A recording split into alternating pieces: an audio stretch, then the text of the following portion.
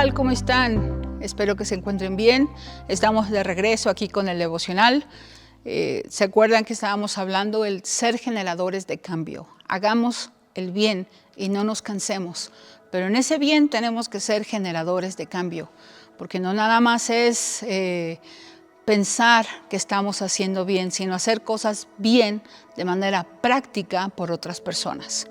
Esto me llevó a recordar la palabra que viene en el Evangelio de Mateo, capítulo 5, cuando Jesús está hablando en el Monte de las Bienaventuranzas, que se conoce, y nos avienta retos.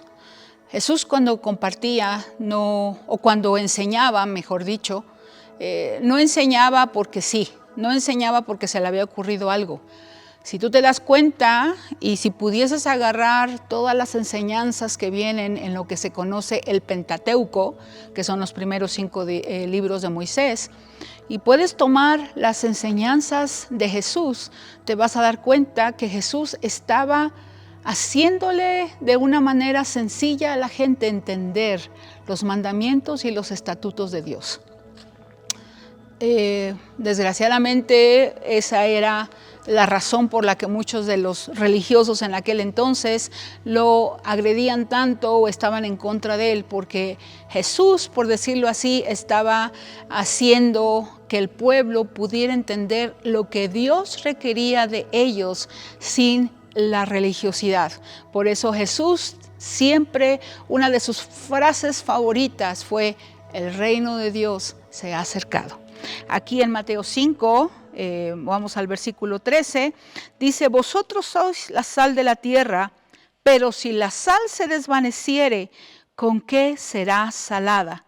No sirve más para nada, sino para ser echada fuera y hollada por los hombres. Versículo 14, vosotros sois la luz del mundo. Una ciudad sentada sobre un monte no se puede esconder, ni se enciende una luz y se pone debajo de un almud, sino sobre el candelero y alumbra a todos los que están en casa. Creo que Jesús nos dio un ejemplo genial con su vida de cómo ser sal y luz del mundo. Cuando Jesús vino a la tierra, cuando Jesús estuvo con nosotros, Él fue un hacedor de bien a todos. Él nunca dijo: tú vas a mi sinagoga, tú no vas a mi sinagoga, a ti sí te ayudo, a ti no te ayudo.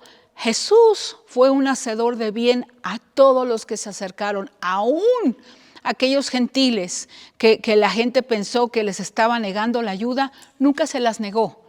Él hizo el milagro de muchos de ellos, pero la razón por la cual, digamos, los trató como los trató no era porque era una persona mala o porque estaba haciendo distinción, sino Él tenía un propósito, y dentro de ese propósito bendijo a todos aquellos que no eran judíos.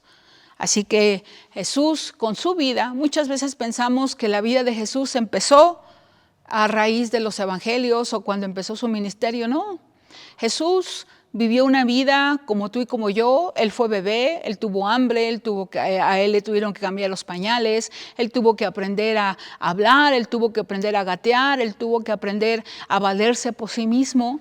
El debate si fue carpintero, si fue cantero, eso es lo de menos. Lo importante es que Jesús, como hijo de Dios, fue hecho 100% hombre y 100% ser humano, y en su parte humana vivió una vida intachable. Los religiosos de su época, digamos que la ofensa mayor que tenían hacia Jesús no fue el hecho de que Él hiciera milagros, no fue el hecho de que Él estuviera ayudando a la gente, sino que estaba rompiendo con los paradigmas, con los estatutos que ellos como hombres habían establecido, no Dios, ellos como hombres habían establecido. Y el pleito, por decirlo así, que traían, o la querella que traían en contra de Jesús, era porque se hacía llamar hijo de Dios, porque estaba haciendo cosas, porque hacía milagros, hacía liberaciones, ayudaba a la gente, les daba de comer. Eso era su enojo con Jesús, no por lo que Jesús estaba haciendo, sino que lo que Jesús estaba haciendo generaba para ellos una, digamos, ofensa, porque ellos sabían que no estaban haciendo lo que Dios había dicho en su palabra que hiciéramos. Ellos sabían, los religiosos sabían que ellos no estaban teniendo compasión, ellos no estaban alimentando al pobre ni a la viuda, ellos no estaban obedeciendo lo que los 10 mandamientos decían.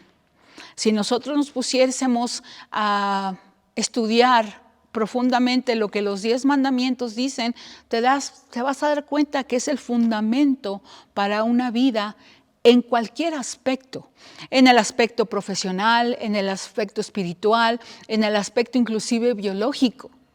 Entonces, Jesús nos está pidiendo a nosotros que seamos como Él. ¿Y cómo fue Él? Vivió una vida, una sola vida.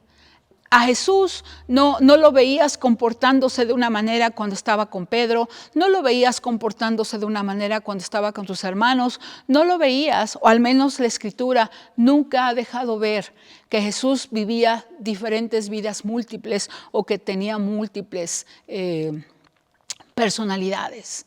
Jesús iba al templo como buen judío, Jesús pagaba sus votos a Dios como buen judío, Jesús subía, y hay muchas evidencias en los evangelios de que Jesús subía a Jerusalén a las fiestas que el Señor requería en la Biblia, que todo judío tenía que subir a presentar su ofrenda año con año. Jesús no iba a los mercados a hacer trampa. Jesús no iba a los mercados, o si Jesús viviera en nuestro día hoy, nuestra vida moderna, yo te aseguro que Jesús no se brincaría o trataría de meterse en la fila para no tener que esperar en el banco. Yo te aseguro que Jesús sería muy bondadoso con la gente que te ayuda en la gasolinería. Yo te aseguro que Jesús sería el primero en formarse en la fila para pagar los impuestos. Yo te aseguro que Jesús sería el primero en estar ayudando a la señora o al señor anciano a subir la calle o a cargar sus bolsos de mandado, porque a veces no pueden. Yo te aseguro que Jesús sería el primero en darle una sonrisa a un niño con síndrome de Down, a una niña con parálisis cerebral. Yo te aseguro que Jesús sería el primero en estar promulgando el fin de todo, digamos, injusticia en la tierra. ¿Sabes la razón? En mi opinión, basado en lo que he leído de las Escrituras, una de las razones por las cuales creo que las diferentes enfermedades emocionales, entre ellos la depresión o el estrés, han aumentado día con día, porque no hacemos el suficiente bien a la otra gente. Una de las razones por las cuales la gente vive deprimida es porque pone sus ojos en sí mismo y no en ayudar a otros. Así que te aviento este reto. ¿Te sientes estresado? ¿Te sientes deprimido? Haz el bien y no te canses de hacerlo. Dios te bendiga.